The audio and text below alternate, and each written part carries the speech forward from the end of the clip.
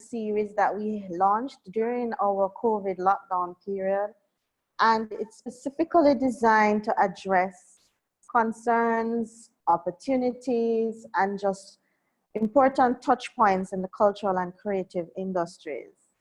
And today I have with me an esteemed panel of guests that will be sharing with us on the topic of market development and digital marketing.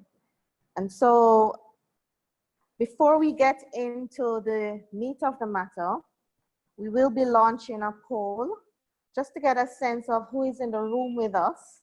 And we're asking everybody to quickly fill out the poll. I'm going to ask my IT person to launch the poll. And while that is done, I will introduce our guest today. So today we have with us representatives from Nordicity, our partner in this JBDC in Concert series. And specifically, we have with us today Peter Lyman, Senior Partner of Nordicity, and Patricia Bowes, Digital Marketing Specialist. Welcome. And we also have our local guests with us as well. Joining us is Gregory Moore, CEO of Virtual Reality Jamaica, Daniel Greenwood, visiting guest from Brackets Digital, Janelle, Mrs. Janelle Foster-Fennell, Marketing Chairperson of Jamaica Animation Nation Network, and Andrea Dempster-Chung, Co-founder and Executive Director of Kingston Creative. Okay. Have persons been filling out the poll? So far, we only have 8 out of 21%. 8 out of 21 persons completing the poll, but it's going along nicely, so you can go ahead with the conversation, and then I will advise when it's ready. Okay. So we will kickstart our conversation today with our representatives from Nordicity. And let me just briefly introduce who we have with us today. So Peter Lyman. Peter brings Nordicity's growing suite of services to potential customers. Speaking to a full range of extensive practices, he helps to spot and nurture new areas of potential growth and value to clients. As an international recognized expert, he touches all aspects of policy development and assessment, economic analysis and innovation, and business strategies, governance in the digital and traditional media, specifically for the cultural and creative industries. And we also have with us from Nordicity, Patricia Bowes. Patricia is in operations, communication, and administration, and assists managers and staff members in providing high-level administrative and project support. Ensuring that business continues to function efficiently, she aids in the ongoing development and implementation of company processes, policies, and procedures. Patricia ensures the smooth operation of Nordicity with her vast knowledge of administrative skills and timely access to managers as requested. We welcome Nordicity and we kickstart our conversation. Peter, Patricia, I hand over to you. Thank you very much, Janine. Thank you for the introduction. And as you know, as you mentioned, we do consider ourselves as a partner of JBDC and have been involved since, I guess, January in the CCI project. So that my job at this point is to do a little bit of, I guess, international comparison or international focus of the topics that we're going to talk about today. And it is also to start at a fairly general or not high level way, but to try and cover the digital strategy a holistic perspective. So that I'm going to go through a little bit of a presentation, which you will be shared by Patricia. There is just the first slide. I'll go to the second slide. Yeah, so we've been quite active over the last 4 or 5 years in digital strategies, particularly for the arts as well as the creative industries. And it is really occasioned by, of course, the dislocation of a disruption by digital internationally as well as just globally that affect the environment that the arts and cultural communities work in. And so what we've concluded so far, though, is that digital was sort of used to be viewed by arts institutions and companies and so on as, you know, something that was IT over there, not necessarily concerned with the art itself. But what we preached very early on was that in fact, they may not be changing or feeling the need to change. In fact, it was the audience that was changing. People were communicating and obviously going to the internet and social media, etc., that meant that the relationship between the art form and individuals was undergoing change, even if the arts themselves were not undergoing the same change. Then in more recent times, we've been saying digital strategy really is strategy. It's not something that is over here and in strategy for your organization or a collection of organizations or even the field itself. That is, you have to look at it as it's all integrated now. So anyway, it's a kind of a way that we've seen the focus change. Now, of course, what has happened with COVID is that everybody has said, well, now we have a digital strategy because, you know, our venues, especially for the live arts or in many cases the arenas or wherever people were consuming art and culture, they've closed. So therefore, they've had to pivot to online. And that's become sort of a catchword. Well, that's our digital strategy going online. In fact, we say about that is that really, it's not a full digital strategy. Unless you know why you're going online, how much material you should put on, what its use is going to be. Is it going to be for showing the art that you have? Is it there for just giving an outlet for artists to perform and be in front of the public? Or is it keeping in touch with the people that you want to, you know, attract once COVID is sort of lessened in its impact, or is it building up new relationships? So, you know, there's a lot more to it than just sort of saying, well, we've pivoted and gone online. Also, finally, I wanted to just say another word about the digital strategies. That we've found that a sector-wide look can be quite effective, and I'm going to go into some examples of that a little bit later.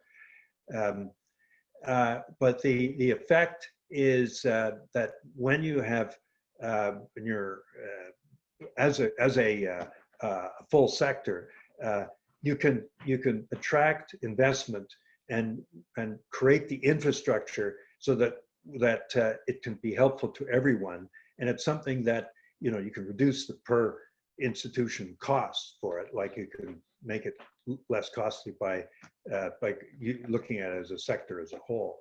Plus, you get what other benefit you get is a lot of training and education around the different aspects of digital solutions. Okay, I'll go to the next one.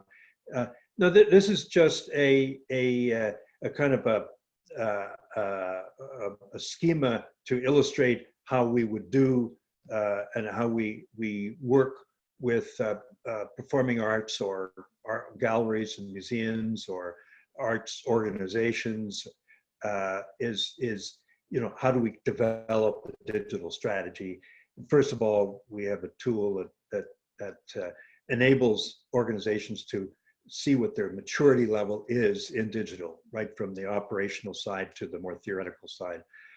Look for gaps, needs, and identify the priorities. And then the usual thing of having a vision, goals, objectives, action plans, and eventually strategy and implementation roadmap.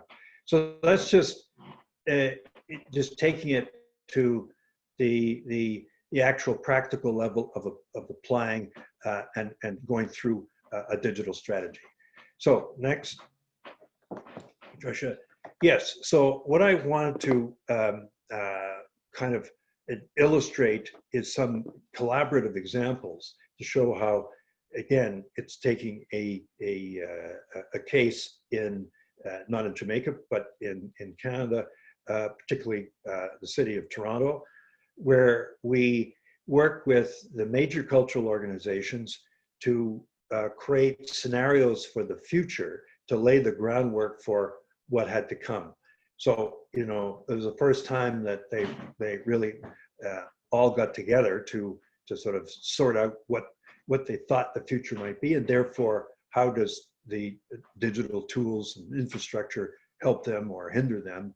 Because after all, they felt in the arts world, the culture world, the fact is that you're competing a lot with the streaming and audiovisual content of the Netflixes of the world and so on. So, having to act collectively was the way to go. So the barriers that we found in doing that were absolutely online content, what kind it should be and how it should be distributed, and how do you do it in a way that has high quality but doesn't cost you as much. Then you get into discoverability. Everybody's online, so how do you get people to bring them to your site, your content, and so on. And also audience data becomes much more crucial when you have to make decisions about how your art is going to appeal if you need to know a lot more about your data. So we've gone through some exercises of going for what we would call sort of pilot projects, in which we get a lot of arts organizations working together on pilots that, once they're launched, become operating entities to support and assist the arts organizations or the arts community. Again, emphasizing the collaborative action. So just one more slide, and I will kind of wrap up by showing how these have worked out in practice. Just taking again the example of the city of Toronto, where we started in 2018 something called the Toronto Arts of Tomorrow initiative, transforming planning by scenarios, and that was something the city was quite interested in.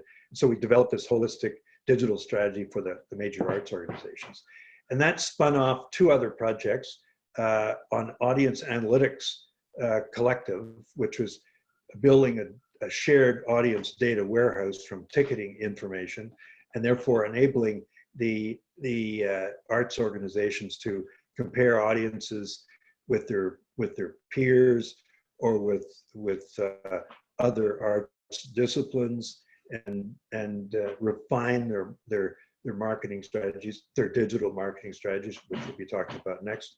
The second was what we call digital reach, which was exploring content capture and distribution rights. We created a landing page, the project created the landing page for different arts organizations who are now putting content on it, and we'll go through the different tests of what content works best with others, and again having about 15 different arts organizations participating to see how they can collaborate better on that.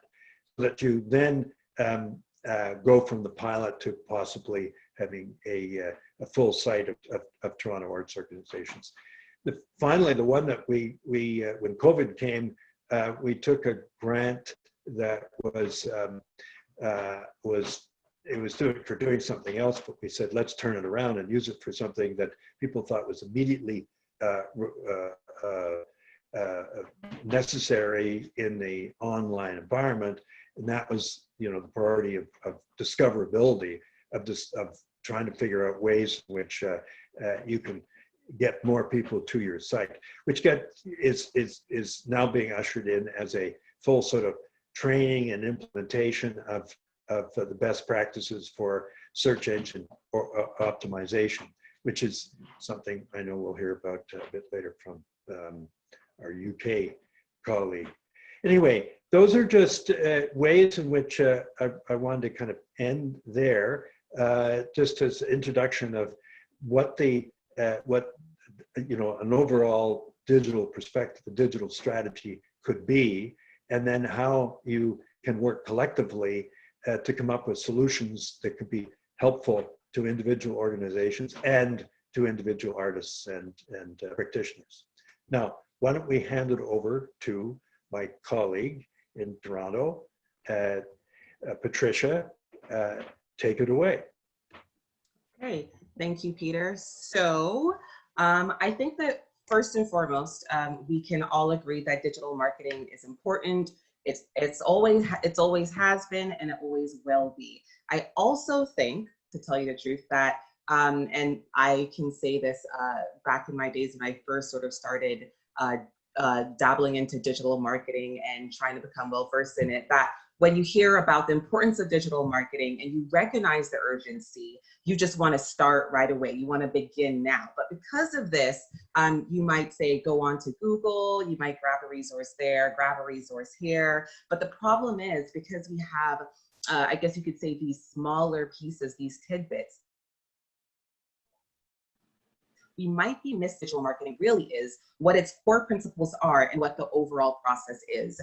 So that's sort of what I'll be covering today. So again, first and foremost, just talking about what digital marketing is at its core.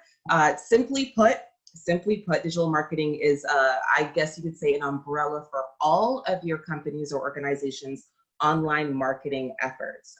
So many companies these days, as Peter mentioned before, are focusing on online and digital channels instead of offline marketing tactics, because to tell you the truth, this just allows them to reach their ideal target audience where they're already spending most of their time, which is online.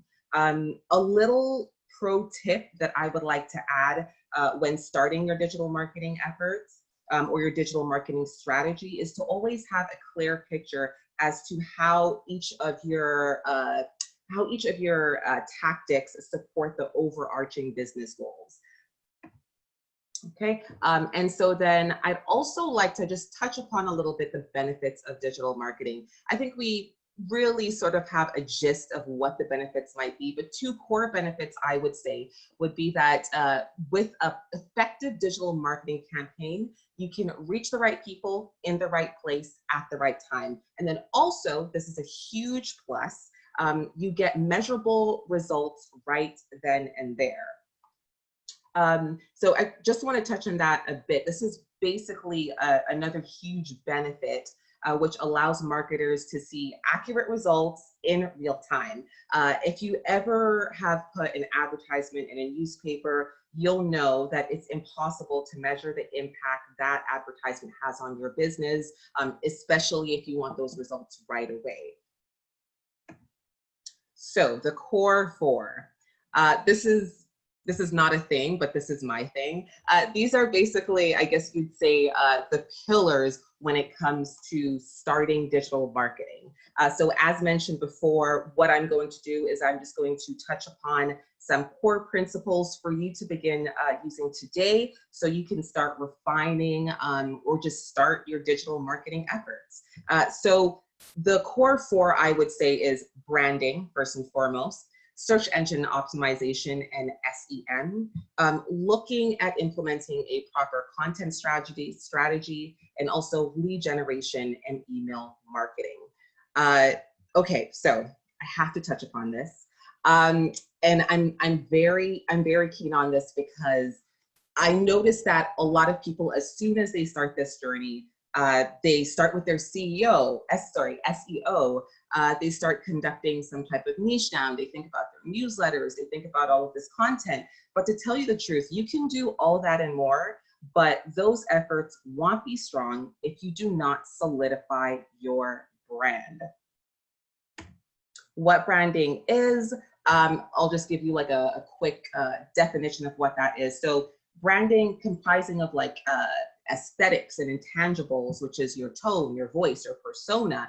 Your brand is very much so important, as this is what differentiates you from your competition. This is what allows your product and service to resonate with many niche, AKA your audience. I don't know about you, but what always sticks to me is the brand. So for example, when you think of Grace Foods, you don't think of the last newsletter that they put out. When you think of Apple, you don't think about the last social media post or tweet that they just disseminated. When you think of Amazon, you don't think of any of these things. So what these companies have done is they've really done well in branding themselves and positioning themselves in the marketing place, and also differentiating themselves with their brand. So how do you do this? This is just a quick tidbit. Again, nothing too in depth. But one of the things I always use and I always start with is the 12 archetypes. So what I would like to say, or what I always advise people to do when starting on this digital marketing journey, is that they understand that, sorry about that.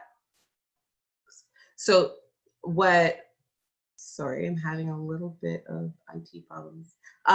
So first and foremost is they start with the 12 archetypes. So 12 archetypes is basically you exploring what type of brand archetype you belong to. So these 12 archetypes, I would say, are universal identities that brands comprise of. So that's mine, that's Nordicity, that's any Fortune 500 company. And I'd like to show you just a quick example of two of these archetypes. So one of these archetypes is the creator, and the creator, their brand voice, if this is what you are, your brand voice would be inspirational, daring, provocative. Your brand message would be to see potential everywhere and uncover originality with liberated imagination.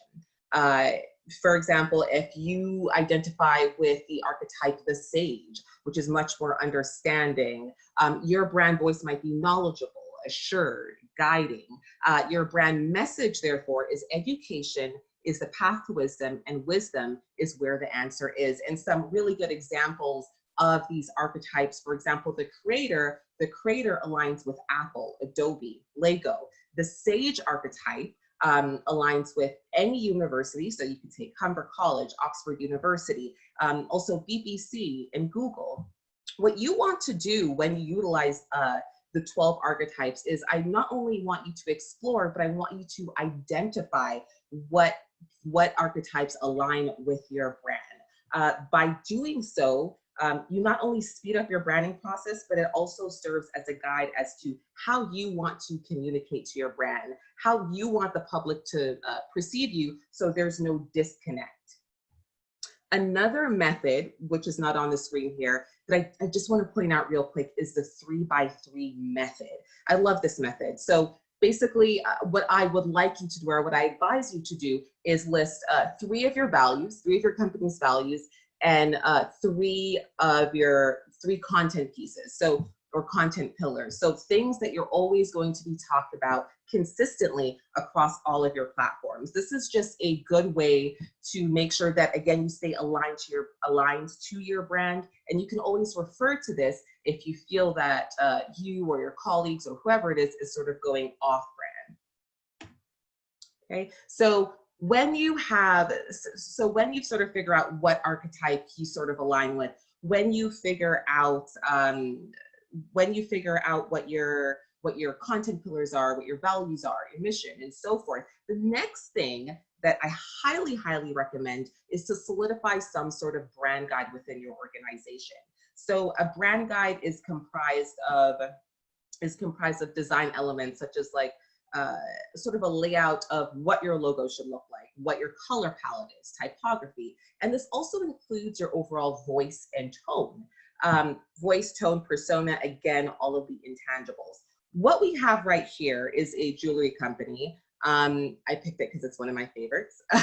Is a jewelry company called Wolf Circus. And as you can see right here, their brand guide first and foremost includes their color palette. So it includes like the hex codes and all that stuff. And then it also goes in depth into what their logo should look like. So that is just a quick example. And again, just so you know, I'm not going to go too in deep, just touching upon each point.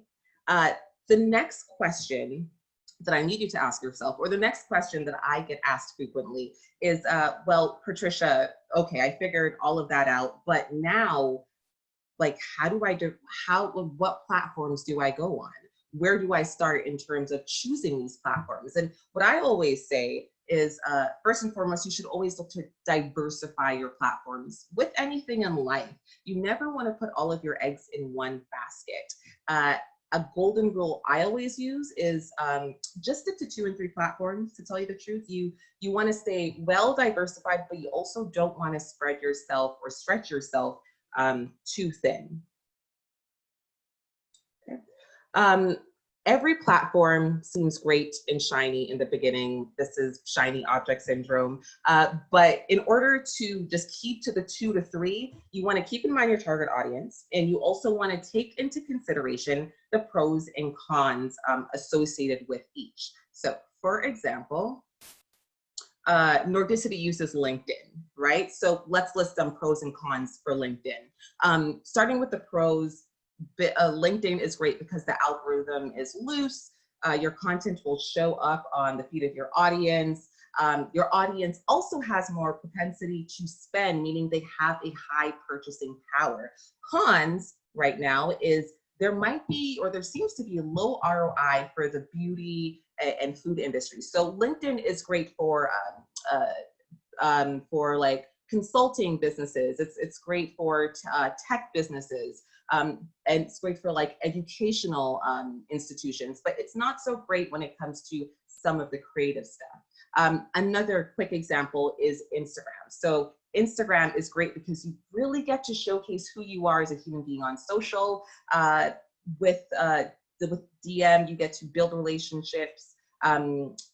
You also get to build some sort of informal resume, like a portfolio of some sort. The only con really, or I would say con only, has a few, but one of the cons to Instagram is that Instagram has cheap attention. So as people are mindlessly just like scrolling through, it's going to get very hard to not only catch their attention, but to also generate trust from Instagram alone. Hence why we say, or hence why I like to stick to the 2 to 3 rule and always make sure you're diversifying your platform. And again, not putting all of your eggs in one basket. The next thing I'm going to talk about is lead generation and email marketing. So real quick, lead generation is, I'm not going to give you I'm not going to give you like a fancy definition. I'm going to give you my definition, if you don't mind. It's a way of warming up your potential customers to your business and getting them on the path to eventually doing what you want them to ultimately do, whether that be make a purchase or become a member. One of the things I want to clarify when starting, if you're looking to implement email marketing and look at implementing some sort of lead generation process, is the misconception that lead generation has. So many people think that lead generation and email marketing can only be used for organizations, say, wanting to increase sales. But this also can be applied to other business goals, such as increasing membership. So this would be good for, say, an industry association, an industry association that wants to do so. How do we do this? Well, we do this first and foremost by not only asking people for their email, this is how we capture leads, but their first name, last name, and any other type of, I guess we'd say, information that you can properly use to segment your audience later on. One of the things I also want to point out is why I believe we should all be using lead generation and email marketing. It should really be a need right now instead of an afterthought, to tell you the honest truth. I don't know if you guys remember this. I'm a nerd, so I have a few Facebook and Twitter posts right here, just so you can reference. But I think it was March 13th or March 14th. There were 3 main social media channels shut down across the world. We all thought it was the end of the world. It wasn't. So what this showed many of us is that one day social media can easily shut down. And if this happens, you risk losing it all without any connection to your external stakeholders, without any connection to your audience. So having this is sort of a backup plan, I guess you can say. You want to protect yourself and your business. I just want to quickly go through some of the sort of, I guess you say, like the lead generation process. How do we gather leads? First and foremost, we start with a lead magnet or an opt-in or a freebie. And then afterwards, what we do is we choose how we're going to distribute that freebie. That freebie then brings us to the landing page. On that landing page, what your audience then does is they put their information, first name, last name, industry, email, all that good stuff in there. And then that information is then sent to your CRM. If you don't have one, it's sent to you, maybe use an Excel document. And then you then segment your audience. After you segment your audience, and I just want to stress on segmenting your audience, you always want to do this because in lead generation email marketing, you always want to make sure that you personalize your emails. You always want to have that personal touch. Nothing should really be generic, even though it kind of is technically. And then once you segment your audience, you always want to go back to your email list, and you want to clean that up. So you want to basically look at individuals that haven't really been receptive to any of your messages, and you want to again make sure that you just keep those that are loyal and focus on those core customers of yours. I want to go through 2 little examples of lead generation and email marketing. So for Nordicity, what we did not too long ago, I think it was the 2nd week of July, our freebie was the webinar. That's what we started with. How we distributed that webinar was via our social media channels, and also the organization that we collaborated with, Business for the Arts. I think that's correct, Peter, correct me if I'm wrong, BA. What they did is they also distributed this information, this webinar, this freebie, I guess you could say, to those on their email list as well. The call to action during and after this webinar was for just basically asking the audience to contact us for more information. Those, therefore, that expressed interest sent each project manager a message, and we then followed up with those leads. After that, hopefully a contract is going to be signed and Nordicity is going to get paid, which is ultimately what we want. Another example is College of Makeup Art and Design. So I would say last year sometime, when working on this sort of lead generation process and figuring out what to do with this college, what we decided to do is we chose a simple lead magnet, which is a brochure, very detailed. How we chose to distribute this was through PPC, so advertising. After that, what happened is, say they clicked on this ad, they put in their information, then an email would be received, and the CTA at the end of that email, once they receive that brochure, is, hey, would you like to book a tour? Right after that, a tour would be booked, application received, and we will then follow up with those potential or those prospective students. And then right after that, we all love money, so then, you know, a payment would be made, but a connection made as well. So again, that's just to give you sort of like an overview of what lead generation and email marketing is, and also how you can start it. I'm not going to spend too much time on SEO and SEM because, to tell you the truth, we can write a whole book about this.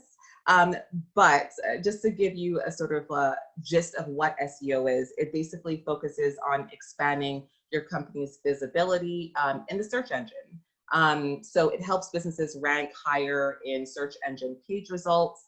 And then we all, I guess, sort of have a understanding of what the benefits would be. So it drives more visitors to your website, and it increases chances for more conversion. Now, there are two types of SEO. So, for example, there are two types. So SEM is paid reach, and then search engine optimization is organic reach. So if you look to the little, I guess you could say, photo that I have right here, say, for example, just say you go onto Google, you type in business cards. What happens then is Vistaprint has a PPC.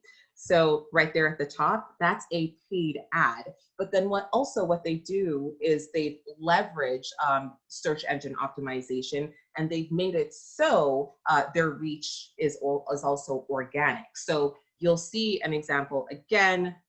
There is their ad, and then there is their website or their link or what have you.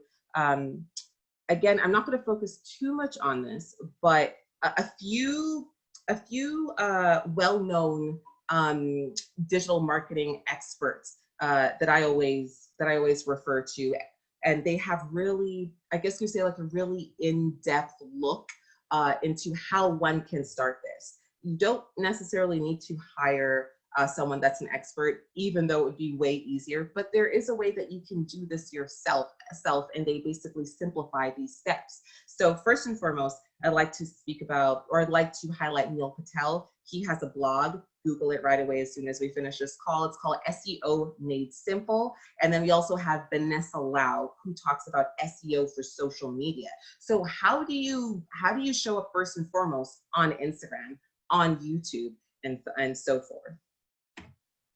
Okay, and then last but not least, I want to talk about measuring.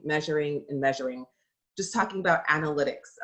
So I guess, okay, so let's start with forgetting about vanity metrics.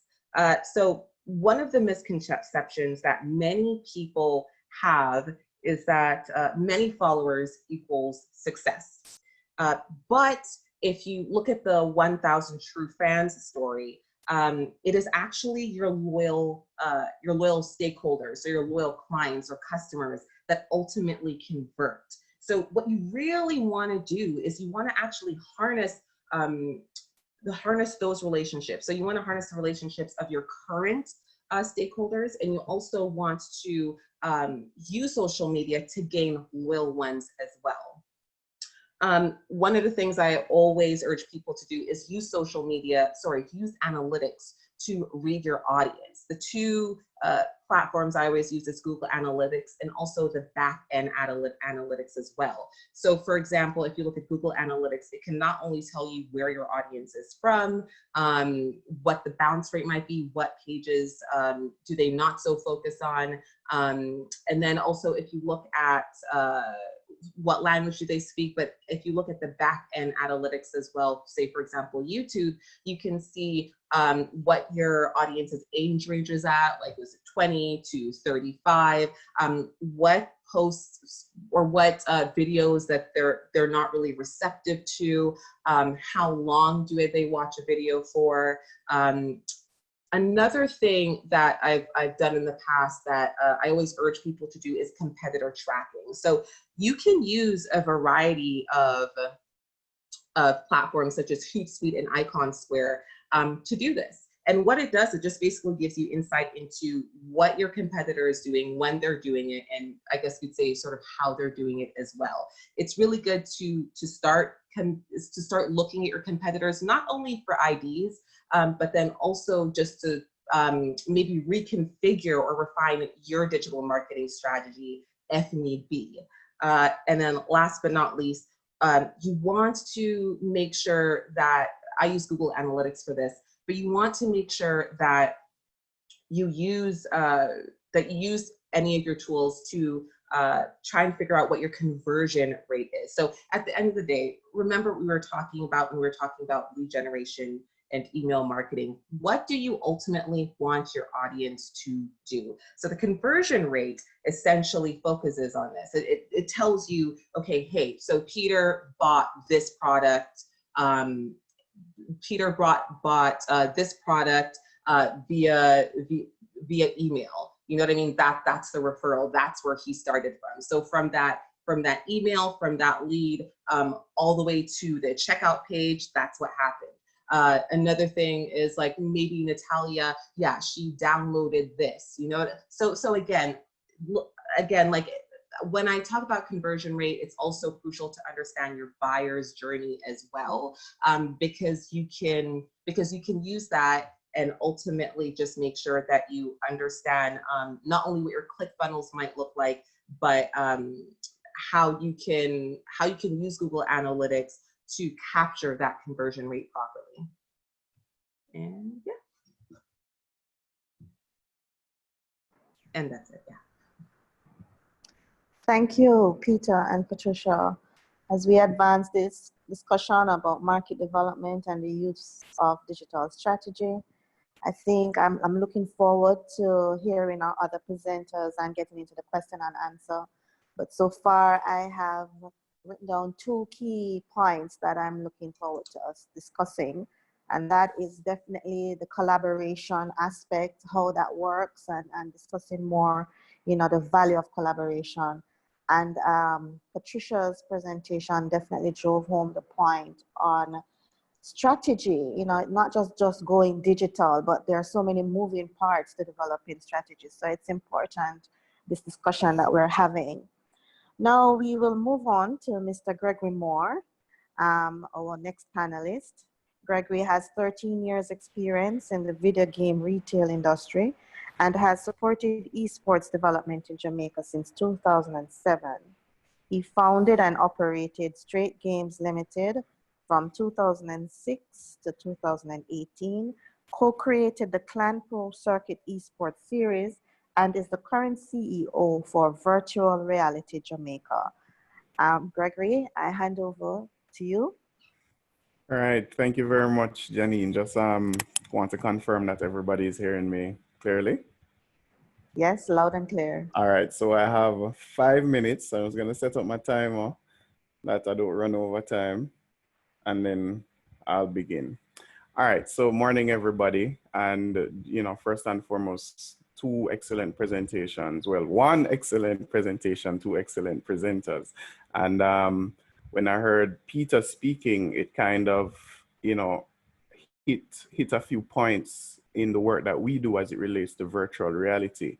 And, you know, in that digital conversion or strategy that Nordicity does for clients, you know, Peter just throwing it out there that, you know, if you're doing any work in Jamaica, Virtual Reality Jamaica can definitely help with some of that virtual conversion.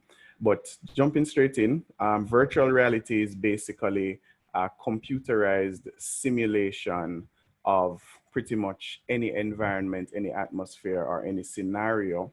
And it is generally viewed through a virtual reality headset. So I'm not sure if anybody here is familiar with, you know, seeing any videos online where persons put on the virtual reality headset and they're thrust into some experiences, sometimes scary experiences where you'd see like crazy reactions, that kind of thing. We've pioneered that kind of thing in Jamaica with our virtual reality center. But with the advent of COVID, we had to quickly change our strategy because of social distancing. We would see crowds of about maybe 1,000 to 2,000 persons per week coming through the center, and that wasn't good for the COVID situation. So we really had to close down and focus a lot more on our digital services. So a few things that I would like to just mention to persons out there where virtual reality is concerned. It is not something that is limited to just, large corporations or entities who can afford expensive equipment. You really do have some things that you can purchase on your own to be able to convert yourselves to be able to use virtual reality in any kind of business that you do. Now, two of those main things would be a 360 camera, which the price ranges from about $200 up. It can get really expensive, but $200 is a good price point. Most persons should be familiar with the brand GoPro. GoPro has a 360 camera that you can use. It's small, compact, and it's very powerful. Another thing that you can purchase is a virtual reality headset. A virtual reality headset can be as simple as one that you place your cell phone in. Samsung pioneered that, but there are other brands out there that you can get for as cheap as $50. And if you don't want to utilize your cell phone, you can get a standalone headset, which is about maybe $300-400 US.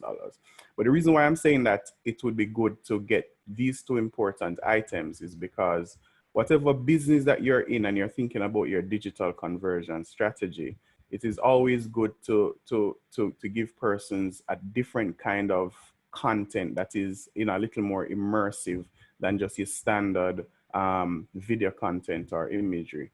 And that's something that we are doing locally, and we've also worked with some international clients on doing that. So your 360 camera has the ability to take a picture or video in full 360 degrees. Why? Because it has multiple lenses, and it basically will stitch all the views together to make it one. So you have the ability to pan around without even moving the camera. So you can, there's so many creative ways that you can spin that 360 content. One thing that persons are really doing right now, they're becoming Google Street View contributors. Now, if anybody has been on Google and seen their Street View, you recognize it's a 360-degree view that you have of certain areas. Now, it is geographically limited in certain areas. Well, especially Jamaica, we don't really have that content. But if you're overseas or traveling overseas or working overseas, that's something that you can do on the side. Now, being a Google Street View contributor will promote you within Google's network for persons who want to be able to have 360 content for their location to be uploaded to Google. They can hire your services to do that. So if you have a skill set where photography is concerned or videography, and things might be a little slow now for COVID, one thing that persons are doing on virtual reality allows you to do is to stay from home and experience many different things in a different way, and also in a situation that it makes you feel like you are there. So one project that we're working on with Kingston Creative, you'll hear from Andrea a little later, is that we're converting the virtual artwork that they and their team have done in downtown, and we've converted that to virtual reality. So right now you can go on the Kingston Creative website and take a walk down, Water Lane and other areas to view all of these wonderful murals that our creatives have painted in Jamaica, and we've done that in virtual reality. So it's almost like you're there without actually having to be there. So it helps with social distancing. Another aspect that persons can really get into, if you're an educator and you want to have a different type of content. Now, everybody is kind of doing, your traditional Zoom meetings for education or, YouTube videos, what have you. But if you have the ability, if you have invested in a 360 camera and you're in charge of a few students, you can have each student purchase a virtual reality headset, maybe one of the cheap ones that they can slide a phone into. And then you can create your own virtual reality content for education. And Google allows that as well. And it's completely free of cost. So you can go around. If you want to teach your kids something about nature, you can go outside, capture a butterfly in virtual reality, capture you know, different things around the environment in VR, add a script, you know, add your music, what have you, and you can present that to your students, and then you'll be able to differentiate yourself from what is happening now. It's a huge differentiation factor, you know, because there's so much, people are still standardizing, you know, these technologies, are using standard methods for some of these technologies, which you don't have to. It just takes a little bit of investment in yourself to be able to bring that difference out. Another sector in which we work in is the tourism sector. Now, we know that tourism is has taken a huge hit because of COVID, but that doesn't prevent you from still experiencing locations or visiting areas around the world. And what we have been doing is that we've been traveling to different locations. We've been called to come and capture a few hotels, a few guest houses, Airbnb locations. We capture them in virtual reality so that the client can put it up on their website, on their platform, and they have the ability for their patrons or their clients to view the hotel, view the attraction, to view whatever it is in virtual reality. And as I said, it boils down to investing in that type of equipment. You know, if you want to take it a step further, there are existing platforms, like persons are using YouTube and Facebook, especially because they're compatible with virtual reality. You can use your 360 camera and upload your content. So if you have things that you want persons to see, if you have products, that kind of thing, you can use your 360 camera to create like a virtual store, you know, virtual walkthroughs, virtual scenarios that persons can get an in-depth look and feel of what you're trying to offer. And it's not just a flat image or, you know, just, you know, your standard video. So those are some things that you can do that will allow you to be able to exist in the digital space, but with a difference. And it still brings out, you know, something new, something different to your clients. One last thing when it comes to virtual reality, because I'm trying to move on to eSports as well, is that for if you are within the development space or you've teamed up with a web developer or, you know, somebody who creates apps, you can create your own platform. And this is a very powerful thing because it's something we've done and we've proven that if you have the ability to come up with your own concept, one concept that we create was a virtual event platform. Now, this virtual event platform is something that was fully customizable. We presented the JDF Respond symposium using this platform, and it allowed us to create a virtual world, a virtual military base with multiple buildings. And, you know, we're in control of 9 different screens. And, you know, we had so many different customized features in there. And that's just because we decided, okay, they want to have a symposium. They had to cancel the physical, symposium, but we converted the physical symposium into a virtual symposium. And it was amazing. You know, we got accolades from like MIT and other locations because it was fully customized. So you can take your concept of education, tourism, photography, and create your own platform. Then you combine that with a proper digital marketing strategy to pull people towards your platform so that you can express yourself. You can also create a platform that you facilitate others. You know what I mean? So if you're within a team of persons with the same kind of you know, same kind of initiatives or same kind of products. You know, if you're in a group of persons that you sell some kind of things and you say, okay, let's create a virtual store. You can create your own platform, team up with a developer, create your own platform, and then showcase your products in that virtual way.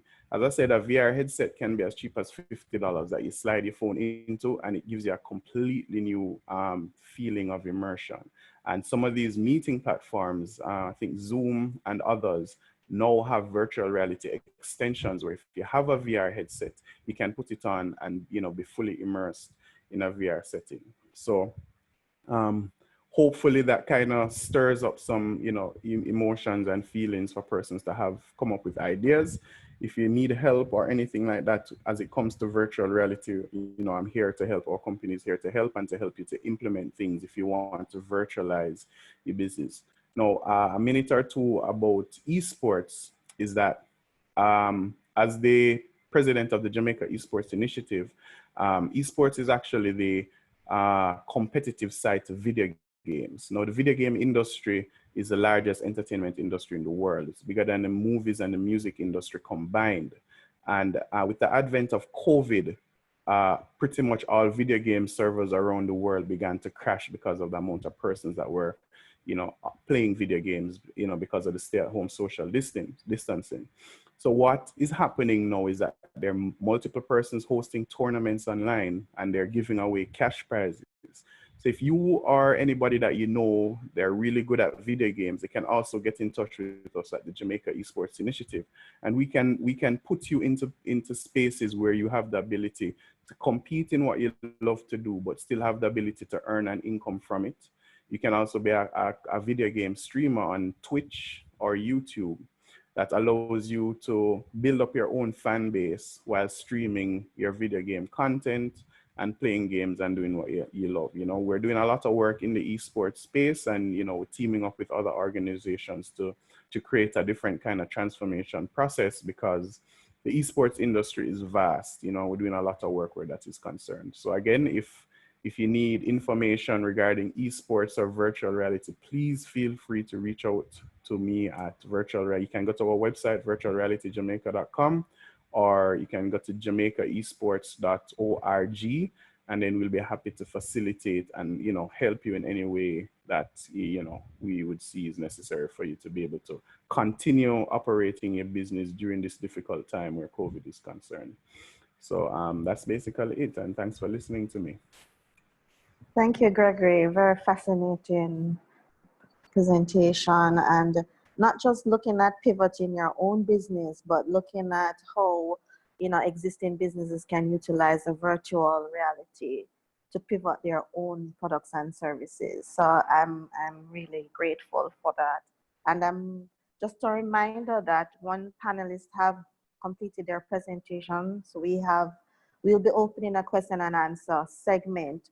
So you can start typing in your questions in the chat, and when we get to that part, Sensio will air them so that our panelists can respond. Our next panelist is Daniel Greenwood, affectionately known as Dan. And Daniel represents Brackets Digital, a digital design and website software development agency based in London with a global reach. They specialize in websites and digital services for the theater and arts industry. And these services include several: animation, hosting, security, marketing solutions, e-commerce. And I'm sure Dan will expound on that.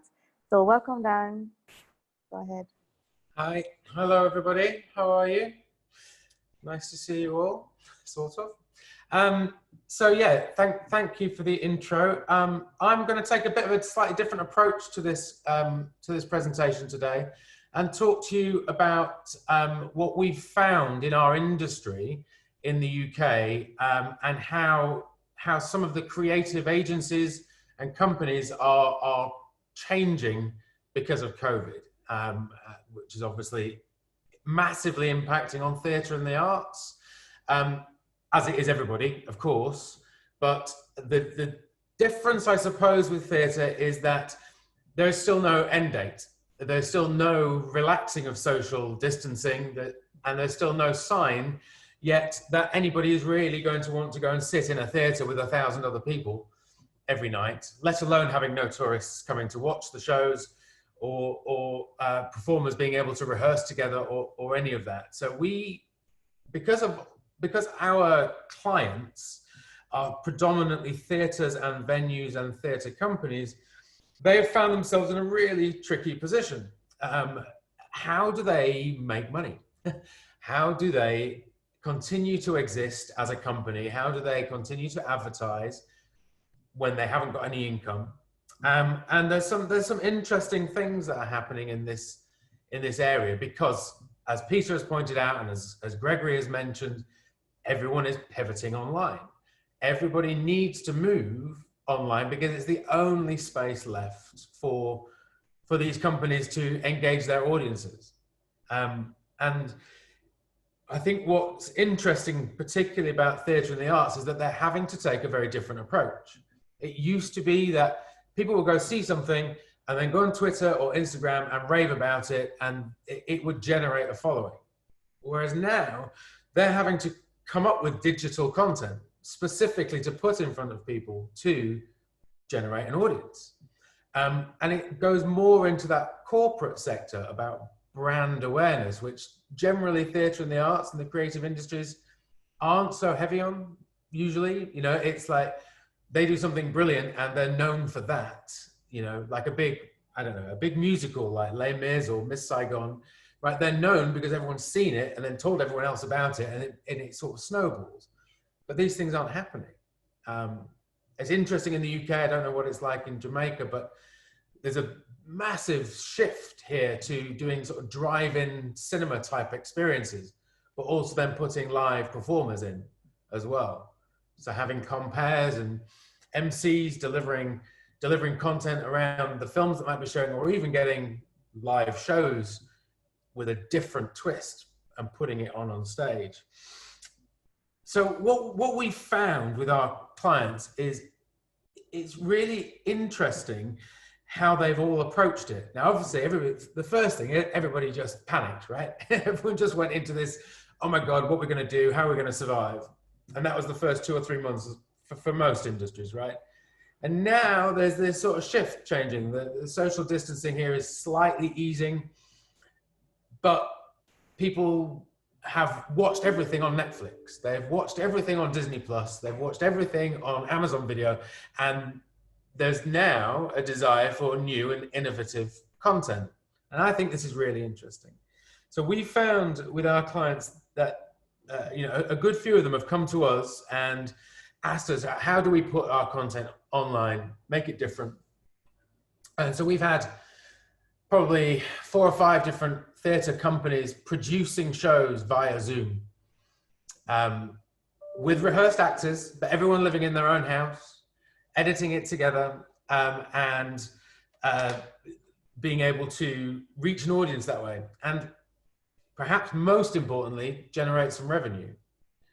So a lot of people go, right, I've got all this content, what am I going to do with it? I'm going to stick it on YouTube and keep my presence there.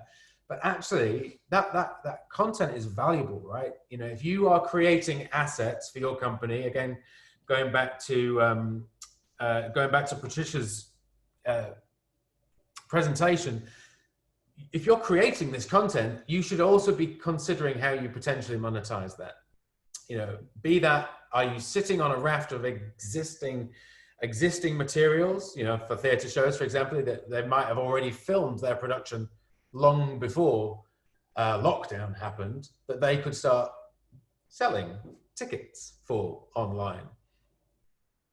Or do you create something new and come up with creative and interesting new ways to create the content? So I don't know if any of you have seen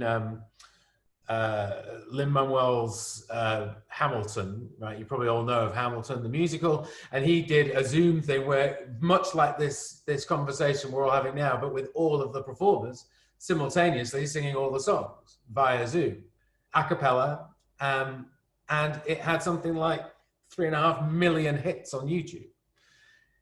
All of those 3.5 million have not all seen Hamilton on Broadway or in London, but they probably will go buy a ticket once all this eases up, right? So I think there's often a desire with companies when talking about digital and talking about all the stuff that Patricia talked about to position yourself about how can I make money now out of this? And I just think there's also another way to look at it. This concept of brand awareness, this concept of just putting yourself out there, just making it known about what you do, has benefit. It's a difficult thing to quantify, right? It's a bit like sticking an ad in the paper. You can't necessarily measure that, but you can measure the metrics about how many people start visiting your website. You can start getting that data. You can then start segmenting it, and you can retarget them. And probably not until things calm down, right? Or somebody finds a cure and we can all go back to our normal lives. But you will have a treasure trove of data that you can then impact your client base, your customer base, your audience when this stuff does ease up. And quite a few clients have been telling me, now's the time. There's a tendency to panic or worry, but actually, when else in life are we all going to get an opportunity to look at our own companies, to look at what we're putting out there and line things up for next year, right? It'll never happen again in our lifetime, probably. Yeah, Taylor Swift. And so we all have an opportunity here to take a step back, take a deep breath, and look at the industries that we're in, whatever that might be: tourism, corporate communications, creative industries, quangos, anything, right? We all have an opportunity here to evaluate and dig into a lot of the stuff that Nordicity were talking about. You know, how do you line up things for the future? We've got one client of ours who produces the Edinburgh Festival every year. And obviously that's gone. It's just shut down this year. And 5,000 shows and performers, well, countless performers, 560 venues, all shut, all the staff, all gone. And so they've all clubbed together, these venue owners. And there's a website we're about to launch next week called showcatcher.com, where they are offering the producers of the shows that would have gone to Edinburgh, or indeed any show around the world, the opportunity to upload their video content to this, set a price that they want to charge for access to the footage, to watch it. It might already be freely available elsewhere. They might have funding, but it's a way of allowing the people who are into theatre, into arts, a way of accessing content, paying for it. It might only be £3, you know, $5, something like that. But it will bring some revenue back into the industry. It will mean that people can create new things, but set it behind a paywall that isn't massively expensive or complicated to set up. And the other thing I just wanted to, I guess, just touch on again, because I wasn't going to talk about this, but the Nordicity presentation has sort of inspired me, that in my experience, I think the campaign side of, the brand side of creating a campaign really needs proper consideration. And so just to echo that point again about if you can use this time effectively to plan for the future of your company or your offering, it will pay dividends later. You know, so think about it now, design it now. You can start actioning some things about the brand, but with a bigger plan for later. Make sure you respond to the things that come in. It's a big mistake that a lot of people make, is that they just put it out there and they go, right, I've done my advertising. You have to remember to respond to it. You've got to respond within a reasonable, super short time frame, because that's what everybody's expectations with digital are. Even if it's just great, we've got that message, we're going to get back to you. You have to, and measure it. Make sure from the beginning you're measuring everything that you're outputting, because you have that luxury with freely available Google Analytics, Google Tag Manager. Set up e-commerce tracking or conversion rate tracking. And then once you've done all of that, go back to the beginning. Every time, go back to the beginning and think about it again, design it again. And this idea of one of the luxuries that we have in digital is iteration. You know, we can put things out there digitally and we can change it tomorrow. You know, we can change it based on the feedback that users are giving us. We can even A/B test it and run 2 different campaigns and see which one is more successful. And all of these tools are freely available. Well, freely available. Give Google your data and it's available. So yeah, I suppose that was the main sort of gist of my presentation. I just wanted to talk about some of the experiences that we've seen. You know, we've lost, I don't know, 75% of our turnover at the beginning of COVID. because we don't have the regular work selling, our design and web services to theatre shows. But what's happening is those agencies and companies and venues we are able now to help them through this situation and start planning for the future. So that's my 5 minutes, I think, 4.5. Thanks, Dan. Wow, it's just a rich conversation just thus far. I definitely am curious to hear more about the strategies to monetize content. And what I'm hearing as well, Dan, is the future and the potential opportunities that would have been derived from COVID, because COVID has prompted many companies to look at digital content, and post-COVID, which we are all looking forward to, gives us the opportunity to look at a hybrid, perhaps, of in-person interactions and developing digital content, so that you have a kind of multiplier effect in future revenue. So that's definitely something that we definitely need to pay a lot of attention to and develop strategies around. Our next panel, well, I was just going to add to that one thing I forgot to mention is that there are only really 3 streams ultimately that you can approach, and one is to sell something you already have. The other one is to create something new and find a way to sell it, or the other one is to create a membership base. And beyond that, there's not huge amounts of other scope. It's just what you do in that area. So that's how you first identify what you're going to sell or monetize digitally. So you've either got assets, you're either going to create something, or you want members to absorb something. And all of those then have their own little pathways that you go down, but they're all relatively easily achievable with tools that are available on the net, or obviously talk to Gregory or anybody else, about how you might put that together digitally. But it's a good time to do it. yes. I think I might have just lost my next presenter, so I'll give her some time to come back on. And so, Andrea, I'll move to you next. Mrs. Andrea Dempster-Chung, co-founder and executive director of Kingston Creative, a movement to transform downtown through the arts, and the founder of Bookophilia, a bookstore and cafe on Hope Road to promote Caribbean authors. Andrea, over to you. Hi, morning, everybody. I hope I'm unmuted, such as Zoom Live. Well, I don't have to explain Kingston Creative. You all have, you've just explained it for me.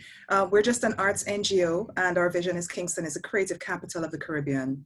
Our goal, very specifically, is to develop a cultural zone in downtown Kingston that includes an art district and a creative hub. So what we believe is that creatives need digital skills. And it's really because Jamaica is just too small a market. We have a huge global brand. And so our creatives need to be able to serve across a global market, right? And that requires having a digital strategy. So we've always believed that to be the case, but then it became even more urgent with the onset of COVID-19. When the local market really shut down, and then even to reach the local market, you needed tech.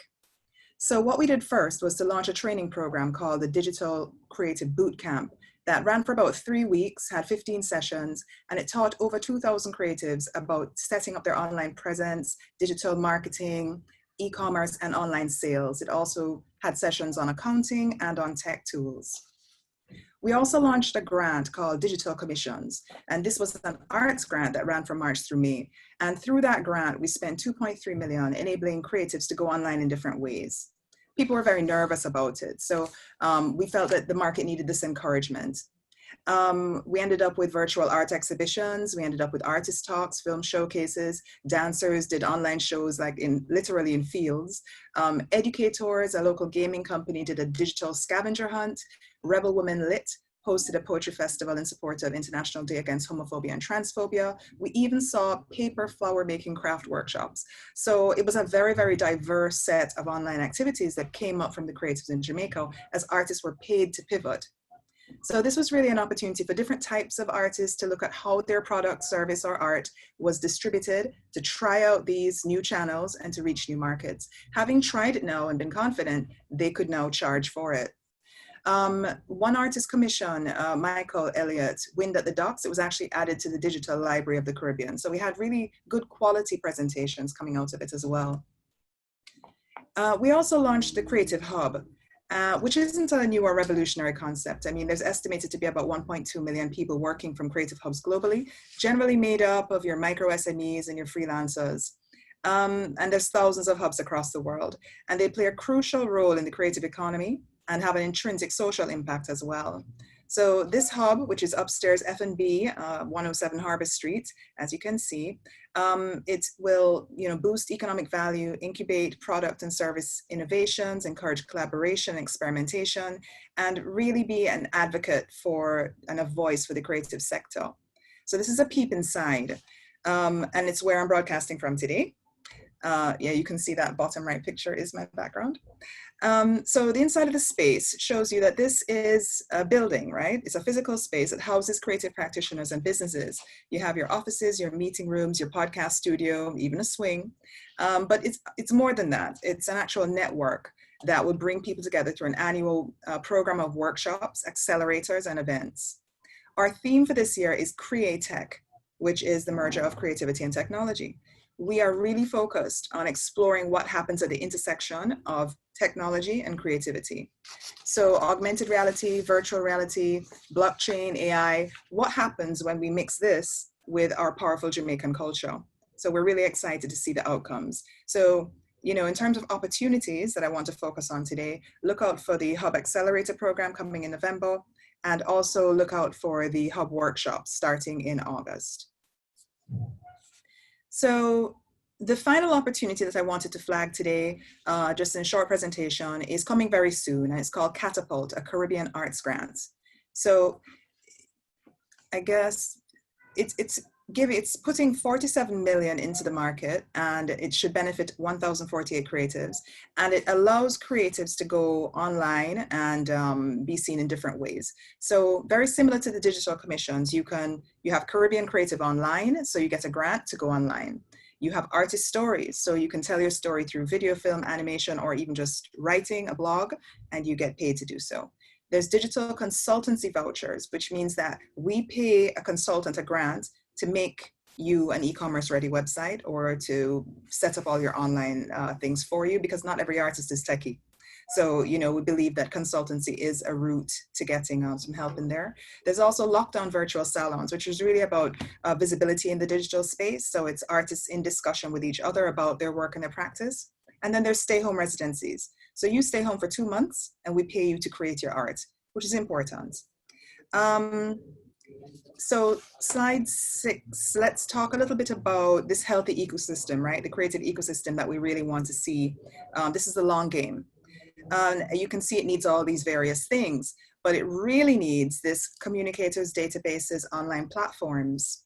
This is the issue of digital discoverability for our creatives. We need these online platforms. We need a way to reach the customers, the investors, different collaborators, new markets globally, even sponsors through apps like Patreon. So while we need all these things, I think right now, and especially in this discussion, we're centered around providing this element. And I'm just going to close on a case study. Caribbean artists really do have a challenge being visible, but I want to show you one individual artist strategy that is exemplary. I haven't seen anybody do it better. And so this is Sheena Rose. She's from Barbados. So if you thought Jamaica's a small island, Barbados is really, really tiny. So she is super social media savvy. She goes live frequently. For years, you just see this girl going live, everything, and doing her shopping, going to the beach, whatever it is. She takes her audience on the journey with her. She's outspoken, she engages with the audience. She's authentic. She speaks in unfiltered Bajan patois. If you want to get it, get it. If you don't want to get it, that's on you. And it has really, really worked for her. She owns her own web domain.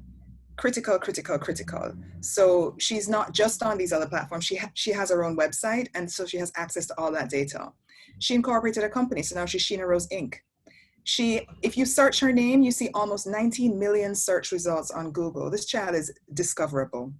I've gotten calls from the UK and they're looking for Caribbean artists, and her name is like at the top of the thing because of how visible she has made herself. She's on Facebook, Twitter, Tumblr, Instagram, LinkedIn, Pinterest. And as a result, she works globally. She did a mural in Washington, DC, I think at the IDB headquarters. She's known and she's collected globally. All over the world, people have a Sheena Rose in her collection. And she's really professional to work with. I mean, all this talk about, you know, digital discoverability and digital strategies, you have to deliver in real life too. So a digital strategy will not compensate for lack of professionalism or poor money management. The fundamentals of the game for creatives stay the same. So just in closing, I guess COVID-19 is forcing us to do as a creative community what we knew we should have been doing from a long time, right? And Kingston Creative, what we see our role as doing is training, capacity building, developing these digital skills, you know, being a platform of facilitating the development of these skills and providing grant opportunities so that artists can thrive in the digital world. Thank you, thank you. Thank you, Andrea, for that comprehensive presentation and brief and brief and brief, but just a rich, very rich conversation thus far. Yes, I have Janelle back with me. I lost you for a while there, Janelle. So I'm just gonna move right into your presentation, Janelle. Let me just give you the correct introduction.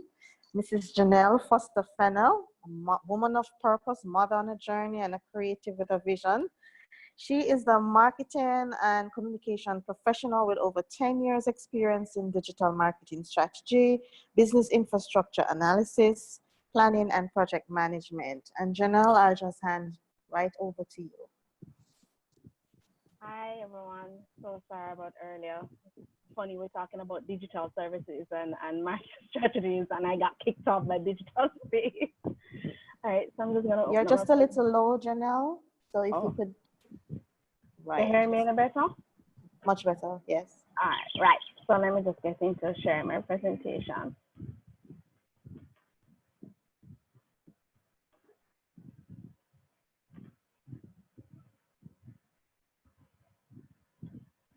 All right, right. So you've had a wonderful panel listing or selection of persons who have touched at different spaces and different aspects of digital marketing and putting your businesses and yourselves and everything online. And I'm coming to you with a perspective in terms of earning online and using my own personal experiences as well as the experiences that I've gathered all over. So you already know my name. You can call me Jan for short. And I refer to myself as a digital alchemist because of the fact of the many digital space and skill sets and knowledge that I have. And then there are the spaces which I'm coming to you from so you can understand a little bit about me. I am the marketing chair for Jamaica Animation Network. I'm the PR for Jamaica Association of Homeschoolers. Yes, I homeschool. And I am the treasurer for Young Entrepreneur Association. So it's entrepreneurs in Jamaica. Right? And I'm a member of the Jamaica Design Association. Now I list all of that so you have an idea of where I'm coming from, the interactions that I have, and the knowledge space that I have, so that maybe you can put yourself in any one of these categories and be able to utilize the information that I provide to assist yourself in the digital space. I'm going to be sharing my journey. So about 7 years ago, I was posed with a situation where I needed to earn some extra income. And at the time, the digital space was not so heavily used for us here. It's heavily used otherwise. I mean, the other markets all over the world are much more advanced in what we're considering right now as using the digital space. I mean, they have a lot more things integrated. We still don't have our accounts, bank accounts are available to integrate seamlessly online. So professionally, we have a few little windows that are opening up. But when I started in about 7-8 years ago, there wasn't really much, and it took a while to get information. Right now, we have a vast amount of ways in which you can find information to earn online. And the first thing you want to think about when you want to earn online is what is it that you're going to offer. Now, that depends on the type of skill set you currently have. It depends on what the things you're willing to learn to add to that skill set. And it that you have to dive into deep research. My skill set is that I do design. I own my own business. I do graphic design, social media management, website development, content creation, digital auditing, the entire digital sphere. And my base starting point was that I did design. 7, 8 years ago, that's all I knew, apart from my marketing background, is how to do graphic design. And there were a number of platforms available which I could utilize that. So I said, all right, going with graphic design. Then there's, I expanded, which is how I got into a much wider digital sphere by learning things. There's so many free school tutoring courses, a whole bunch of stuff online that you can use to help add on, because you want that added value. It's not just, I have this skill and you leave it at a skill. You have to have an added value to that skill so that you can help put yourself forward to compete with the many persons that are online. An important thing to note is that when you go online, you're not competing with Jamaicans, you're competing with everybody around the world. So you have to position yourself to better advance your current skill set so that you can compete fairly and equally in the online space. The next thing you need to think about is how you're going to offer your services. Now, there is a huge, vast universe of platforms in which you can offer your services. The top ones that I have here that are very easily accessible, you have Fiverr, you have Upwork, Freelancer, Guru, Truelancer, Rakana. And there's even ones that are specific to your particular industrial skill set. So for me, design, they have Design Crowd, you have Logo Bids, you have, what's the other one? I don't remember the other one right now. But yeah, you have to consider, in that sense, important to look around to see what are the ones available for your skill set. Because say you're into art, for painting or sculpting or stuff like that, there are other platforms that might be more specifically suited for your services versus someone who's into fashion or into music. Right? So you have to find what works best for you and see if you can find others. It's nothing wrong with creating on a platform that is not heavily used by someone in your industry. That's fine, that gives you a bit of an edge. But you have to understand that these platforms exist. They already have a market, because most of these platforms already have persons who are coming to the platform seeking out particular talents and skill sets. So you already have a market there. So you just have to do your proper research, look into the platform to see what is it that is going to be available there for you so that you can have a possibility of earning. Now, there are other types of ways you can earn online. There is selling courses. So if you know how to sew and maybe you're not so keen on selling a garment cross country, across the world, but you can do things in terms of teaching. You can set up your online courses on different platforms like Udemy, Skillshare. There's a whole lot more in which you can break up the things that you know how to do and put it, because there's a lot of need, especially now, where a lot of persons are recognizing that the degree that they probably have is not going to help them when they have to stay at home, and they may decide that they need to expand on some skill sets, because you know that is extremely important going forward into the rest of the 2020 and beyond, is that skills sell. Right? So the more skills you have and the more you're able to utilize other things apart from just your book smart, it better enables you to earn. So when a business shut down because you're not able to go in because of whole social distancing or the COVID-19 crisis and that business closed, you have a plan B to fall on. Right? So selling your skills is very important, and especially coming from a homeschooling perspective, that is something that we normally instill in our kids, is that we have them learn different skills. So you offering this selling, it means you have a market for persons who are willing to have their children learn different skills as well. Then you have print on demand. Print on demand is essentially for persons who are in the artistic sphere, where you can create your designs, upload it onto the platform, and then persons come on the platform and they get your designs printed on garments, on books, on cups, pens, you name it. Now, all you have to worry about is doing your design and collecting your money. The companies, the platforms, they do the printing, they do the sourcing of the items, they do the shipping the item to the customer, they do with all of that headache, and all you have to do is design and collect your money, right? So we have print-on-demand platforms. Then you have the DIY. And I say DIY, it simply means that you're going to do things your own way. No, it means you're going to step away from the platform. You're going to be setting up your own website, or you're going to be pushing your things on social media. Now, that has its wonderful advantages because then you collect 100% of the revenue. But at the same time, it is a higher and more competitive way of entering into the market and pushing your things out there, because one, you're going to have to find the market to go to push your wares. right? Versus when you're on these other platforms that already have market, already have persons who already know these platforms exist, and they're coming there to get the services and skills that you have available. The next thing you need to think about is promotion. Now, if you if you were here earlier, listen to Patricia's presentation where when she mentioned organic versus the paid. Now, organic literally means that the platforms, or as I said, they already have their own market. And these platforms want you on their platforms, right? They want you there because then it makes their platform viable. So in order for them to maintain that viability, they're going to have to push your services for you. And they especially love newbies. It's like Fiverr love when you new. When you know, it helps, they push your services a little bit in front of persons who are coming onto the platform so that you're able to ensure that you get a sale. Because if you get sales, then you stay on the platform, right? If you don't sell nothing, you come off the platform, they lose their viability, and then the business collapses, right? Then you have paid. Paid is as adverse as it says that you're going to pay for pushing your services online. You're going to be promoting it via Facebook, Instagram, Google. You're going to be paying for ads to get your information and get yourself in front of others so that they'll be able to utilize the service. Right? And then we have getting paid. That's something that I know everybody's interested in. When you go online and you sell this stuff, but how do I get my money? Right, you get your money by registering for some form of payment platform. And in our current situation and the things that I've experienced over the years of being online is that you're gonna have some pros and cons. And yes, unfortunately, because I was an earlier entry into some of these spaces, I have some capabilities that persons who are coming in at a later time won't have. It's unfortunate.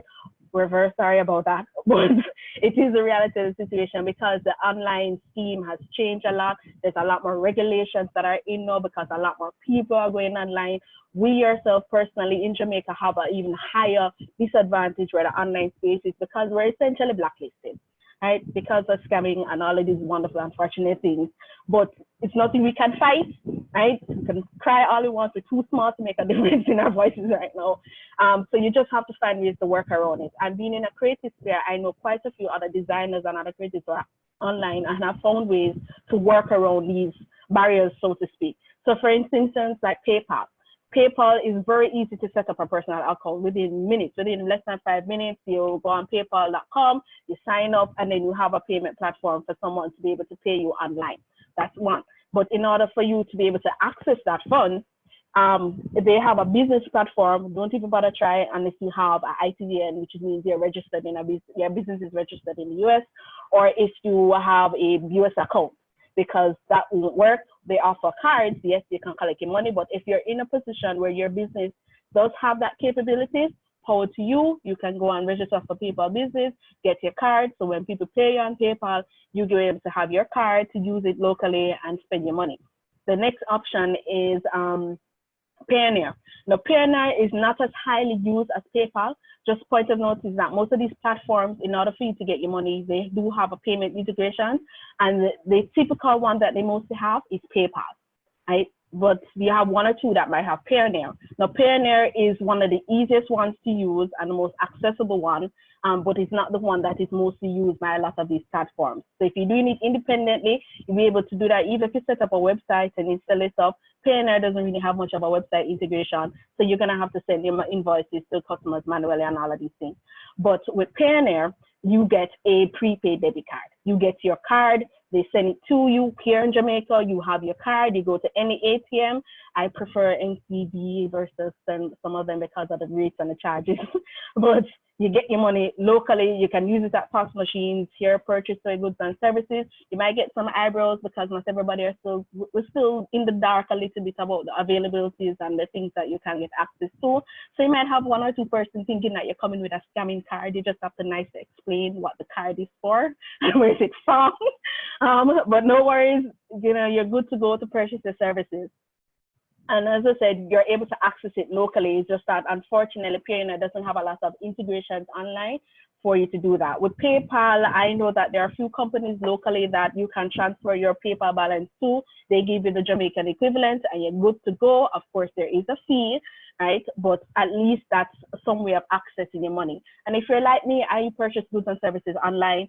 So I'm not in a headache to say, boy, I don't have a PayPal card. I have the PayPal money there. What am I going to do with it? I purchase goods and services online. So it basically works out for me. Then you have Stripe. Stripe is one of that newcomer into the market, and they're super cool. They offer you apps that you can collect credit card information. They allow you to make payments and all sorts of stuff. Stripe is PayPal times like 50, right?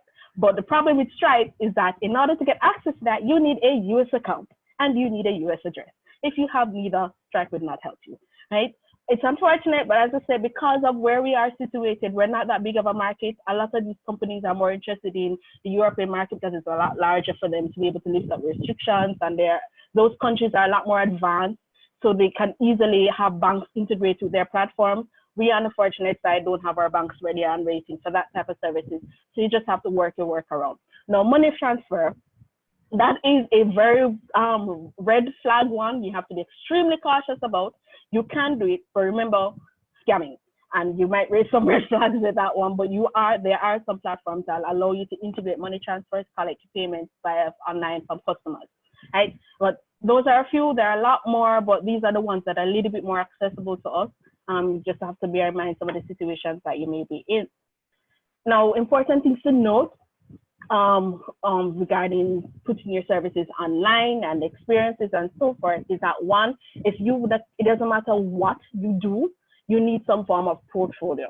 Now, that is how you're able to communicate to others, this is what I can do. These are the samples or examples or experiences or customers that I've worked with, and you present it. Now, how you create that portfolio varies.